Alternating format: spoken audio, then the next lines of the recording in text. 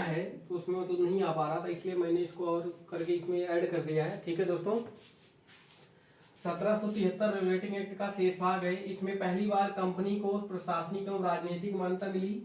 इसमें क्या हुआ, पहली बार कंपनी को क्या मिली, प्रशासनिक एवं राजनीतिक मान्यता मिली। ठीक है, भारत में केंद्रीय प्रशासन की नींव रखी गई। ये प्रश्न पूछा गया, भारत में केंद्रीय प्रशासन की नींव कब रखी गई, 1773 रेगुलेटिंग एक्ट के तहत। बंगाल के गवर्नर को का नाम बदल करके, बंगाल का गवर्नर का नाम बदल कर क्या कर दिया गया, गवर्नर जनरल शब्द लगा दिया, इसमें गवर्नर जनरल लगा दिया गया। बंगाल का गवर्नर का नाम हटा करके बंगाल का गवर्नर जनरल कर दिया गया। बंगाल का पहला गवर्नर जनरल कौन था, लॉर्ड वारेन हेस्टिंग था। लॉर्ड वारेन हेस्टिंग 1773 में पहला गवर्नर जनरल बना। इसके 4 अन्य सदस्य थे। इसके 4 अन्य सदस्य कौन कौन से थे, फिलिप फ्रांसिस क्लेवरिंग था, मानसन था, वारवेल था। इनमें से वारवेल जो था, वारेन हेस्टिंग का क्या था, वारेन हेस्टिंग का समर्थक था। इसमें से वारेन हेस्टिंग का समर्थक था, जिसकी नियुक्ति भारत में हुई, बाकी सबकी नियुक्ति कहाँ हुई थी, इंग्लैंड में हुई। उसके बाद 1773 रेगुलेटिंग, उसके बाद मद्रास बम्बई का गवर्नर जो था, मद्रास और जो बम्बई के गवर्नर थे वो किसके अधीन हो गए, बंगाल के अधीन हो गए।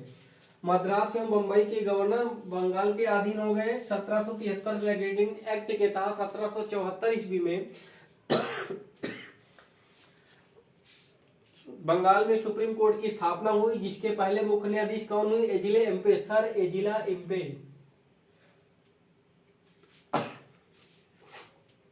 सर एजिला एम्पे। उसके बाद 3 अन्य न्यायाधीश कौन थे, चैम्बर्स, लेमिस्टर, हाइड, चैम्बर्स, लेमिस्टर, हाइड, 3 अन्य न्यायाधीश। तो टोटल न्यायाधीश कितने हो गए, 1 + 3 = 4 हो गए। उसके बाद न्यायाधीशों की नियुक्ति किसके अधीन थी, न्यायाधीशों की नियुक्ति ब्रिटिश सम्राट के अधीन थी। न्यायाधीशों की नियुक्ति किसके अधीन थी, ब्रिटिश सम्राट के अधीन थी। इसके तहत कंपनी को के कर्मचारियों को बिना लाइसेंस प्राप्त किए व्यापार पे क्या लगा दिया गया था, प्रतिबंध लगा दिया गया। किसके तहत, 1773 रेगुलेटिंग एक्ट के तहत। 1773 रेगुलेटिंग एक्ट जो था, अगर कोई भी कर्मचारी है, अगर उसके पास लाइसेंस नहीं है तो वो क्या कर सकता है, व्यापार नहीं कर सकता, उसको प्रतिबंध लगा दिया गया। उसके बाद इसके विरुद्ध जो अपील थी वो कहाँ की जाती थी, प्रीवी काउंसिल में। इसके विरुद्ध जो अपील थी प्रीवी काउंसिल में इसकी सुनवाई होती थी। उसके बाद आ जाता है आपका संशोधन अधिनियम 1781, संशोधन अधिनियम 1781। इस एक्ट के तहत कलकत्ता सरकार को बंगाल, बिहार, उड़ीसा के लिए भी विधि बनाने, विधि मतलब कानून बनाने, विधि बनाने का प्राधिकार प्रदान किया गया, मतलब अधिकार दे दिया गया। गवर्नर जनरल इन काउंसिल को सुप्रीम कोर्ट की अधिकारिता से मुक्त कर दिया गया। गवर्नर जनरल इन काउंसिल को सुप्रीम कोर्ट की, मतलब उच्चतम न्यायालय की अधिकारिता से इसको क्या कर दिया गया, मुक्त कर दिया गया।